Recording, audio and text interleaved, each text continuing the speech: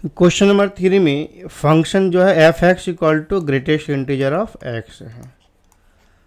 Greatest integer का x का पहले डेफिनेशन थोड़ा समझ लेते हैं। ग्रेटेस्ट इंटीजर ऑफ एक्स का डेफिनेशन है 0, 1, 2, 3, 4, -1, -2, -3। ये नंबर लाइन पे हमने नंबर लिखा।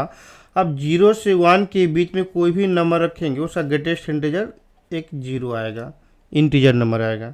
मतलब ये greatest integer of x is always एक इंटीजर नंबर होता है। एक्स की वैल्यू कुछ भी पुट कर देंगे तो 1 से 2 के बीच में भी कुछ भी नंबर रखेंगे तो एक इंटीजर नंबर ही आएगा जो 1 होगा। फिर 2 से 3 के बीच में कुछ भी नंबर रहेगा उसका ग्रेटेस्ट इंटीजर की वैल्यू 2 आएगा। तो इस तरह से -1 और 0 के बीच में कुछ भी नंबर रहेगा उसका ग्रेटेस्ट इंटीजर की वैल्यू -1 आएगा। फिर -2 और -3 के बीच में कुछ भी नंबर रखेंगे उसका ग्रेटेस्ट इंटीजर की वैल्यू -2 आएगा। -2 और -3 के बीच में कुछ भी नंबर रखेंगे उसका ग्रेटेस्ट इंटीजर की वैल्यू -3 आएगा। तो ये हमारा डेफिनेशन है। तो इसके अकॉर्डिंग हम ग्राफ बनाते हैं। तो ग्राफ बनाएंगे तो x की वैल्यू 0 से 1 के बीच में कुछ भी रखेंगे तो y इक्वल टू, यहाँ पे लिख लेते हैं डाटा, x की वैल्यू 0 से 1 के बीच में कुछ भी रखेंगे तो y की वैल्यू ऑलवेज 0 ही होगा। तो 0 ड्रॉ कर देते हैं, 1, 2, 3, 4, y इक्वल टू 0, ऐसा रहा, 1 पे ओपन इंटरवल हो जाएगा। x की वैल्यू 1 से 2 तक रखेंगे तो y की वैल्यू 1 हो जाएगा, 1 पे ड्रॉ किया, ये इस तरह से 1 से 2 तक के लिए y इक्वल टू 1 हो रहा है। x की वैल्यू 2 से 3 तक रखेंगे तो y इक्वल टू 2 होगा, 2 से 3 तक, तो y इक्वल टू 2, यहाँ पे 2 क्लोज इंटरवल, 3 ओपन इंटरवल, इस तरह से ग्राफ बनेगा। फिर -1 नेगेटिव डायरेक्शन में भी देखेंगे, -1, -2, तो ये -2 बन जाएगा, -2। ये है ग्रेटेस्ट इंटीजर ऑफ एक्स का। अब क्वेश्चन पे आते हैं हम। एक क्वेश्चन बोला जा रहा है कि ये greatest integer of x function है, इसका डोमेन रियल नंबर है और कोडोमेन भी रियल नंबर है।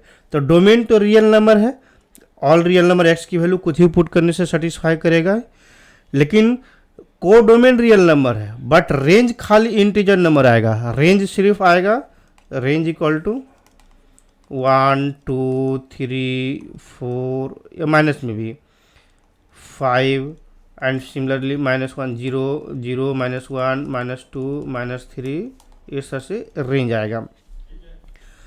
अब ये कह रहा है कि greatest integer of x function है जो 1, 1 और onto, neither 1, 1 nor onto होगा, ये प्रूव करना है। तो यहाँ पर हम देख रहे हैं क्या कि कोडोमेन रियल नंबर है लेकिन रेंज आया इंटीजर नंबर।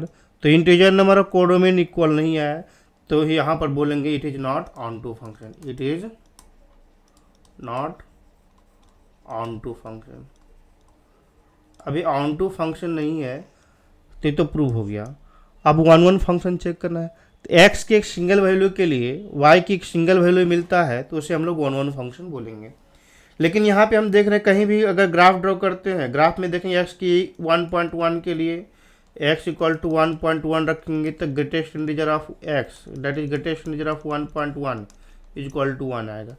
x की वैल्यू 1.5 रखेंगे तो ग्रेटेस्ट इंटीजर ऑफ 1.5 भी 1 आएगा। x की वैल्यू 1.9 रखेंगे तो greatest integer of x equal to 1.9 की वैल्यू 1 आएगा। इसका मतलब x की वैल्यू 0 से 1 से 2 के बीच में कुछ भी नंबर रख रहे हो तो उसका एक ही मैपिंग आ रहा है, एक ही एलिमेंट मैपिंग आ रहा है जो 1 हो रहा है।